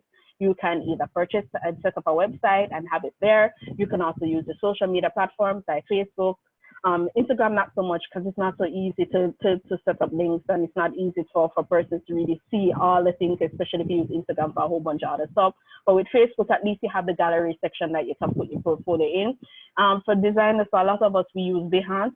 It's a platform that you're able to set up with your digital content there. Some persons are able to see it. A matter of fact, Behance has its own little market space where persons who are looking for designers will go to places like that because they know the credibility of the platform and the type of designers that they're expecting to get there, right? And it is not restricted to just graphic design. There are other things that you can put up on this platform.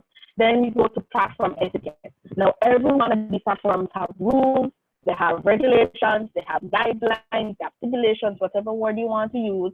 You have to take the time to understand how these platforms work before you dive in, and then something happens, you get blocked or you get deleted, or something happens to you and then you're very much confused. They have rules. Most of these platforms don't necessarily like when you move customers off the platform. 5R is one of them, right? But you have to be a little bit tactful. So example, a customer comes to you and they're interested in the services and they have used you a little bit on the platform, and they decide that they want to go into a more long-term relationship, and you want to bypass the fees.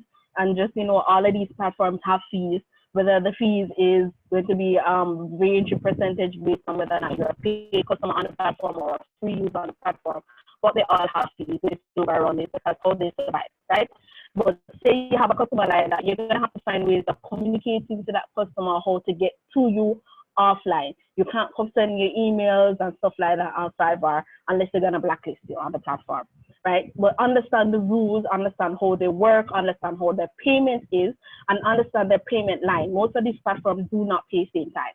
They usually, most of them range between a week to 2 weeks before you get your money from these services. So just budget that, consciously recognize that aspect of it, all right, and keep that in mind. The platform fees, as I said, you can't avoid that. All of these platforms, that's how they make their money, by taking a little bit off what you earn.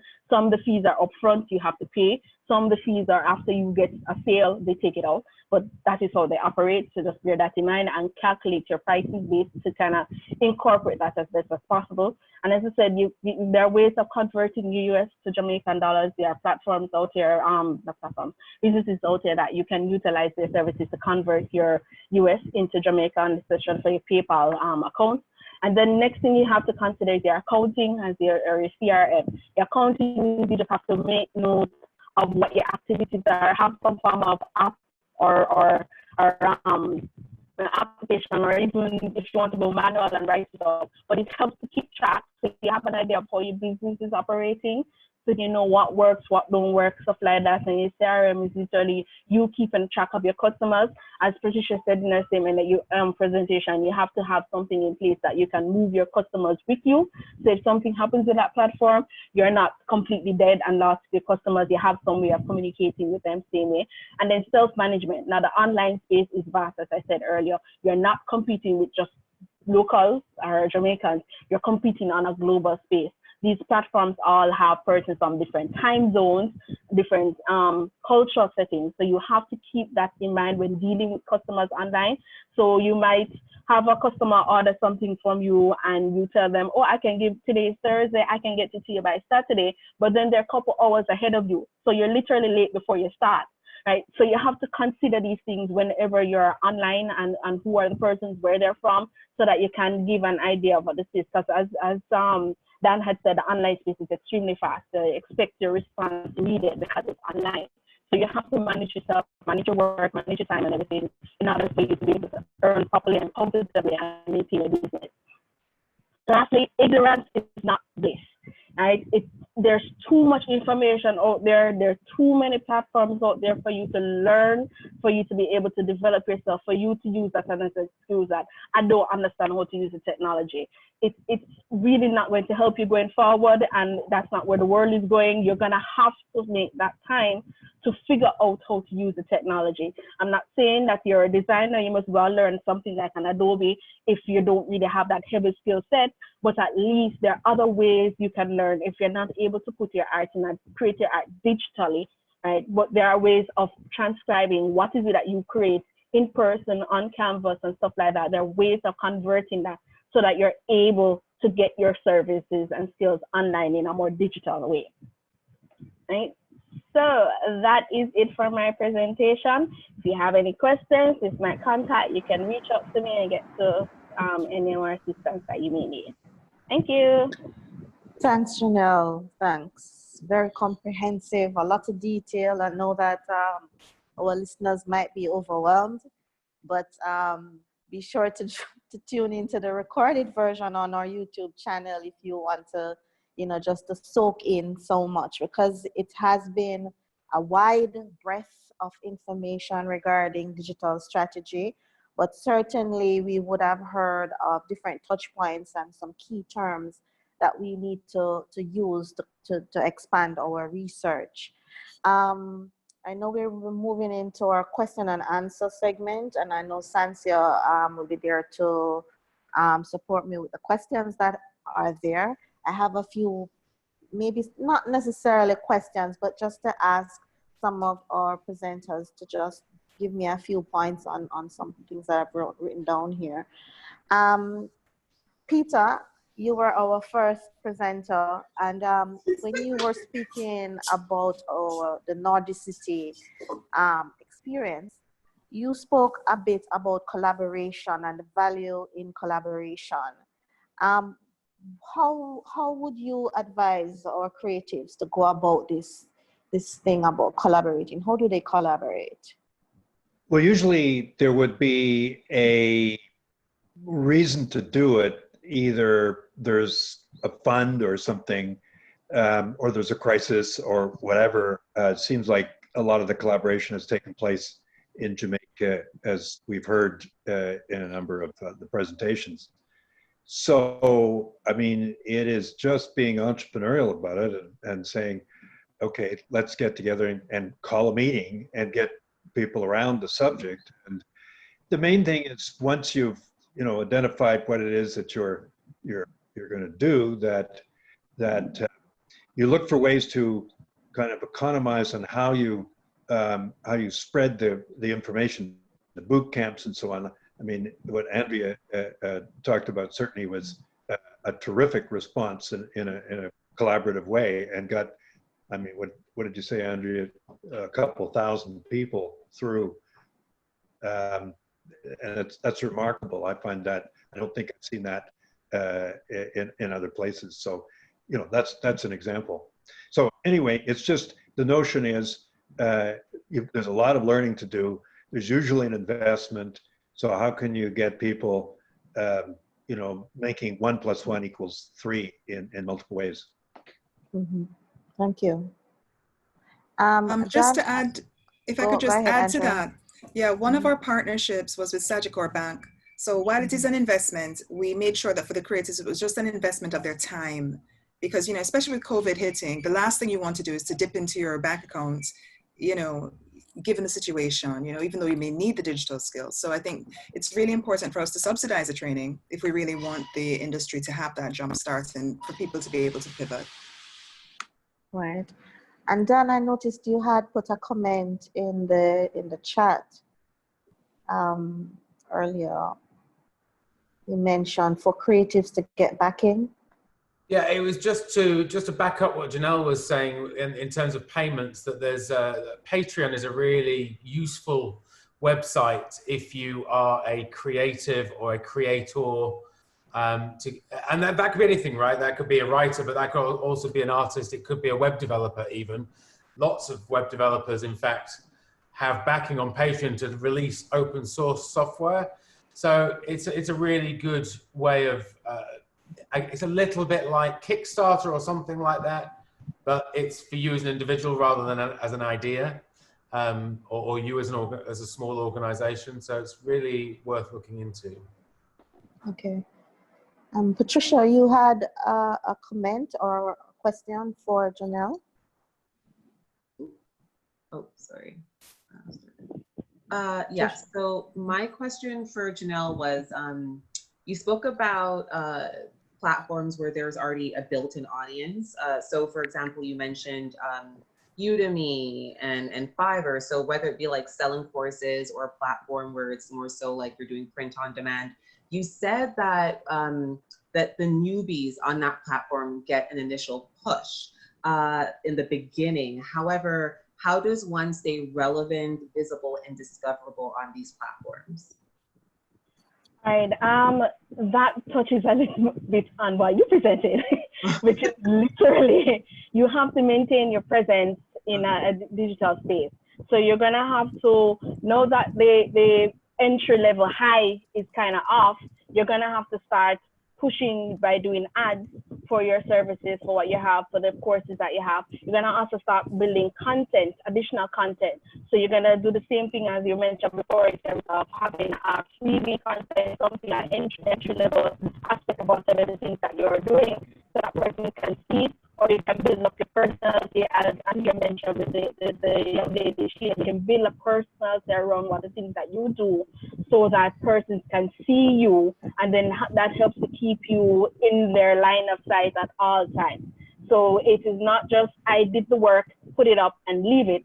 It is I did the work, I'm getting a little bit of traction, know that that high is kind of tapering off. How do I get that curve back up? To get that curve back up, you have to do some form of advertising, you have to maintain some form of digital space, and you have to create a brand, build your brand. So you have to stop thinking that this is just a hustle or it's just a freelance thing. You have to build a professional brand. I'm not saying you have to go and get a degree and get a three-piece suit and tie and set yourself apart.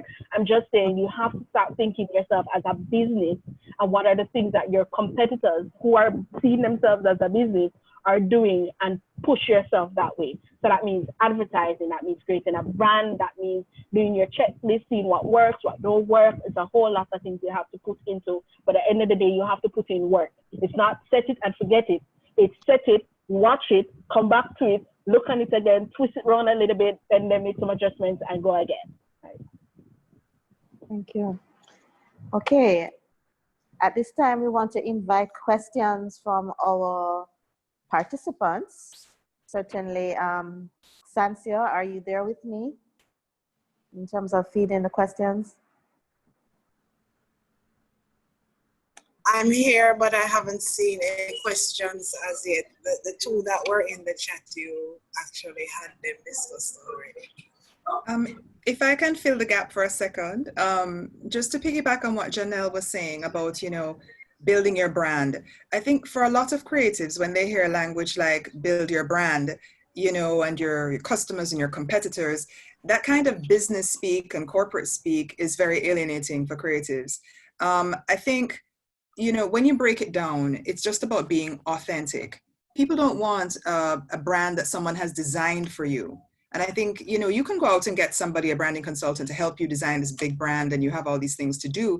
But what seems to be more effective is those creatives who are just willing to be themselves, to be uniquely themselves, and to just share a little bit of what your process is as an artist or as a creative. So don't be frightened by, you know, the branding thing. Branding should happen naturally. You know, so I mean, I think it's just about making sure you are going online regularly, making sure you are putting your story out there, but not a manufactured story, your actual real life. And there might be ups and downs and you figure it out. But for creatives, I think sometimes it can be a little frightening if you're thinking of doing it in the way a company would build a brand. But, you know, if you are your brand, it's really just about being authentic. That's the most successful connection you can make with a customer and audience. Agreed, Janelle. Like I always say that essentially what your brand is like who you are as a person and just transposing that online. Like taking all of that and trying to find a way to translate that online so there's no disconnection. Yeah. Exactly. You're not trying to put something else on Instagram and LinkedIn. You're actually just sharing little bits of what's really happening for you.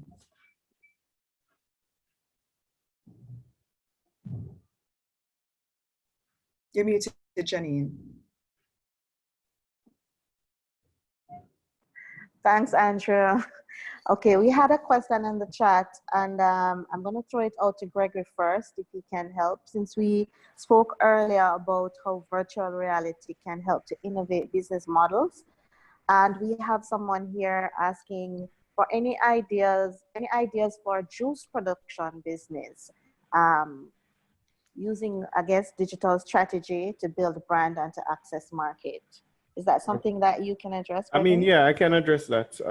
Actually, from just using examples of within the world of esports. Now, outside of your traditional methods of, you know, putting out ads online, that kind of thing, what they do in the world of esports, which can translate to pretty much any type of industry that deals with large crowds or entertainment, is that juice brands are, you know, in energy drinks like Monster Energy or Red Bull, those guys, what they do is that they seek product sponsorship with key, where you would say, influencers within the esports market. So they will always supply influencers with the energy drink that the brand is always represented during a live stream. So you translate that into something like this. If each presenter here had a drink from your company and every few seconds would be doing something like this, that now gives you visibility to how much persons are in the presentation. So what you can do is try to find out what kind of digital events are happening, digital symposiums and conferences, and try to strike some kind of product partnership deal with them to say, okay, I will supply all these speakers or your guests or whatever you are, I'll give them t-shirts or, you know, a cap, probably something, you know, like a headset where, you know, the brand is there, whatever it is, to try and get that kind of visibility. That way, the only thing you would have to do is you may not earn immediate money from it, but you get that positioning or you get that exposure. And it depends on the market that you're in. If it's a local market, you're trying to get out to try to find these local presentations, local symposiums. So Andrea from Kingston Creative, they have their hub. Speak to Andrea to find out, hey, can I position some of my juices in the hub? So so whenever you're having stuff or, you know, you're doing something digital like that, your brand could come up, etc., etc. So that's one way that it's done in the esports industry, and I think it can translate throughout for that. And I think earlier, Patricia, you had mentioned content creation as one of the pillars, and I'm sure content strategy could also be another way to promote a juice business. Can you address that in terms of a response?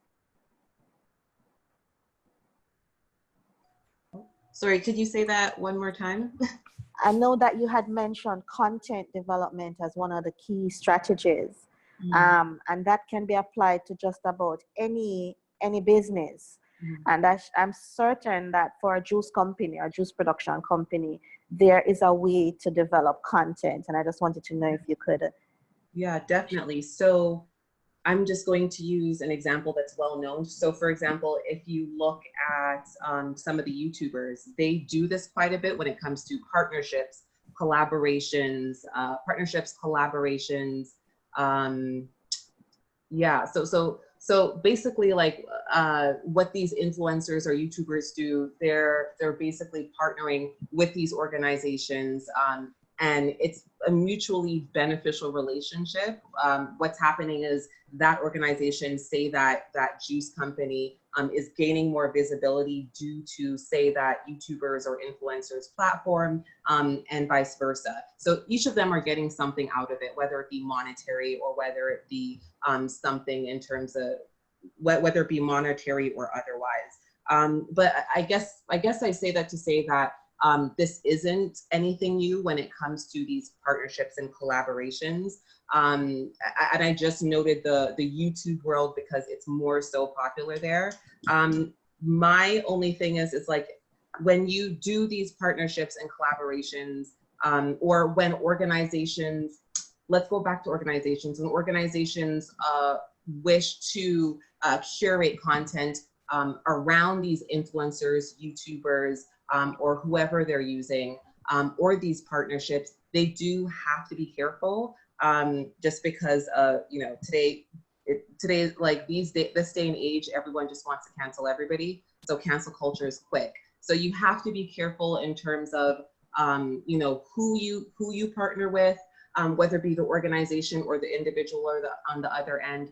And you also have to look at the ROI at the end of the day. What I see from a lot of these partnerships, when it comes to these partnerships, thinking about curating content and curating content around this partnership and around this collaboration, one of the things they have to make sure is they have to make sure that that person or that entity or that organization, whoever they're partnering with has to prove their ROI at the end of the day. Like you have to prove to me, basically, I guess what I'm saying is, like, you have to show me the metrics. You know what I mean? Like, how many, you know, what does your audience look like? Does your audience align with my audience?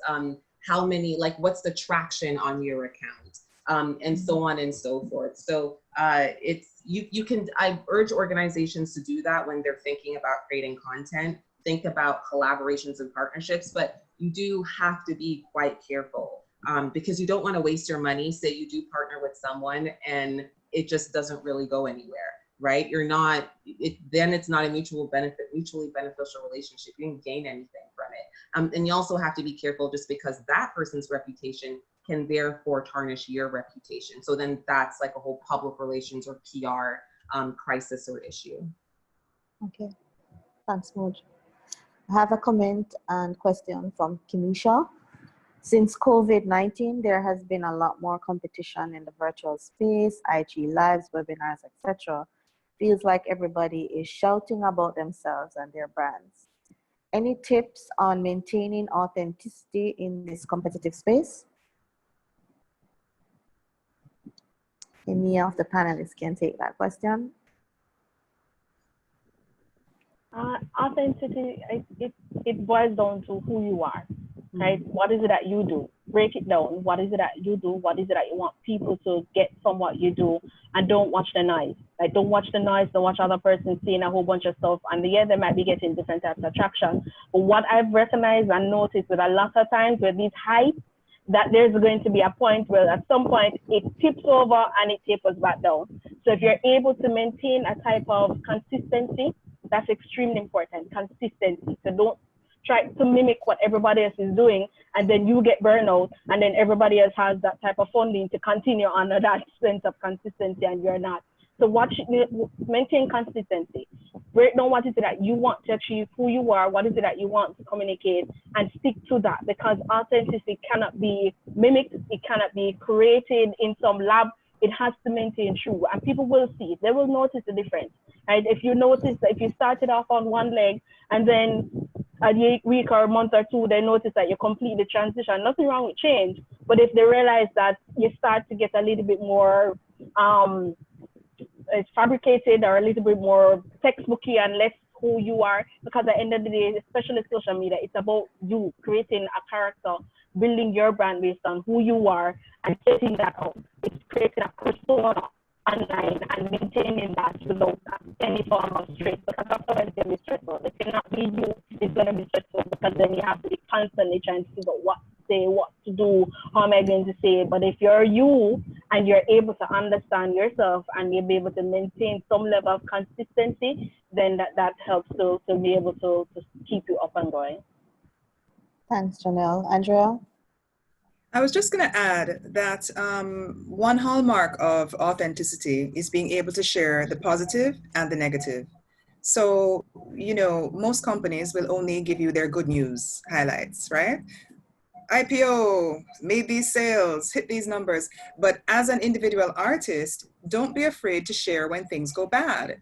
You know, share if you're feeling down. This is very, very human. So try and look at what you're putting out there and share the good parts and the bad parts of the journey. And I think people do appreciate that. And that's what they read as authenticity. Wow, they were willing to share a challenge they were having.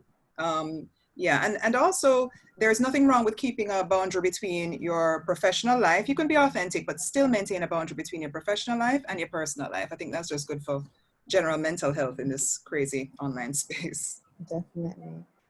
Okay, I have a comment from Anne Hyde. Anne didn't put which website, so I'm not sure which of our panelists to direct the question to. But it says that you checked out the website, it was amazing, and why should she do business without knowing about you? So I'm not so sure if Anne can just put some clarification on the question so that I can know which panelist to direct the question to. She did mention something to me actually. I think she was referring to the YEA, which is the Young Entrepreneur Association that I'm a part of. So, but she did mention that she got the number. So I'm hoping that has solved her problem so she can contact them. Okay, so her question was, why would I do business with you not knowing about you and your team, privacy, security, etc.? Yeah, that part I think she might need to clarify. Right. I'm not so sure if she's asking how can she get that sort of information. Okay. And you're unmuted. Actually, the question was addressed to Gregory, the gentleman with the virtual reality website. I look at everybody's presentation and you know, check out what's happening, how easy it is to use. Should I actually transition to doing business with you? And if so, why? His site was amazing. It's really beautiful, but there's nothing about privacy. Do I feel secure using the website? Would I encourage my business clients, my families to use it? Things like that. That's the reason I was asking the question. And also, I really don't understand his brand value. I know his product, but not his brand. Okay. Thank you. All right. So thanks for pointing that out. All right. So how we started our business was basically promoting VRX, our virtual reality center. So our main focus around the website was really just to showcase the center itself, simply because we have a tremendous following, social media following online, and persons generally got that authenticity and knowing who you were by coming to the location. So that's where we built a lot of our relationships. So now that we are transitioning from, we literally closed down the center maybe a month ago or 2 months ago. And with doing that, now we're actually now in the planning phases of transitioning the entire website, the whole look and feel of it, because we're focused more on family entertainment. So we had we have about 80 million views on social media. We were on MTV. We're featured in so many places, but as I said, that was really around the location where there was, you know, interpersonal reactions. People knew our staff. People knew who I was. People came there, especially, you know, to request specific persons to deal with. So now we are in that transition phase because COVID kind of, you know, forced us to change direction. So all of that would be addressed to showcase more of what we are doing online. I hope that helps in terms of what, you know. Thanks, Gregory. Well, ladies and gentlemen, we are out of time, but this was a rich conversation. I saw a comment earlier that, you know, this has just really identified that there is a lot of learning to be done. And I think Patricia made that point when she was presenting that it's not just about jumping online, but it's about building strategy and tactics and really exploring all the elements that are involved. I want to say thank you to our partners from Nordicity, Peter and Patricia. Thank you so much for the rich content that you started us off with. Say thank you to our panelists, which we have some requests in our chat rooms about getting individual sessions with each of you. So I'm sure we'll be looking forward to that possibility. We have Gregory. Thank you so much for adding that virtual, bringing that thing to life in terms of virtual reality and really opening our eyes to see how we can innovate non-digital, you know, traditional businesses that usually don't apply digital content to that virtual reality space and looking at innovating some business models. Daniel, who had to leave, he had to leave us early, definitely got some good information coming out of that presentation. Janelle, Andrea, key case studies in life. Did I hear a comment? No? Certainly, Andrea, your business model demonstrates the value of collaboration and working together to get to a unified goal for the industry. And good work, and look forward to hearing more and collaborating more. And Janelle, I just heard money come in and out of your presentation. Whatever you're doing, ensure that you're collecting. That definitely stayed with me. And so thank you all presenters. It was rich information, and we look forward to collaborating in the future to get, you know, into the nitty-gritty, because this was really very wide in terms of the content. And so we need to now break down that information into bite sizes and see how best we can support our industry locally and grow. And so at this point, I'd just like to say thank you to the participants for joining us today. Remember that the recorded session is on JBDC's YouTube channel. I'm certainly going to have to go back through it and stop and pause and ponder and research and just digest everything that was shared with us today. I'm not sure if our panelists have any final parting remarks. Just nod and I'll hand to you. No, everybody's fine. Well, ladies and gentlemen, this is where we part. Have a good day and see you next time.